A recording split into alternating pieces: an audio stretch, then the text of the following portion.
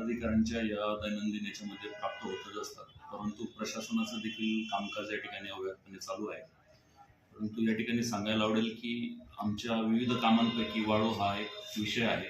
100-150 विषयांपैकी तो एक विषय आहे. फक्त वाळूच्या कारवाया करणं एवढंच काम डिपार्टमेंटचं नाही. आता गेलं 8 ते 10 दिवसापासून ग्रामपंचायत वार्ड असण्याचं रात्रंदिवस कामकाज चालू आहे. तरी देखील दिवसा ड्युटी करून रात्री पथकं निघत असतात आणि गेल्या वर्षभरामध्ये 60 ते 62 कारवाया आपण केलेल्या आहेत आणि त्यामध्ये जवळपास 1,39,00,000 पर्यंत आपण दंडाची त्या ठिकाणी केलेली आहे. त्यापैकी 68 लाख रुपये दंड आपला वसूल देखील झालेला आहे. 39 लाख रुपये पेंडिंग आहे. जे वाहन आपल्याला दिसतील, आपल्या लक्षात येईल की तहसील आवारामध्ये घुसताना देखील आपल्याला अडचणी येतात. एवढे वाहन आपण त्या ठिकाणी लावलेले आहेत.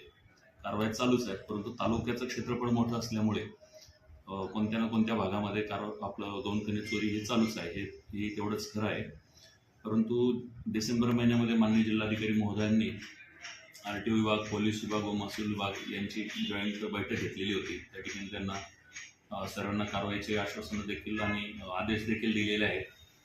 तिन्ही डिपार्टमेंटनी जर काम केलं तर हा प्रश्न त्या ठिकाणी मार्गास निघेल आणि त्याचप्रमाणे जवळपास 8 ते 10 ठिकाणी शासकीय ठेकेसुद्धा चालू आहेत. त्यामुळे तिथून देखील ही वाहतूक चालू आहे.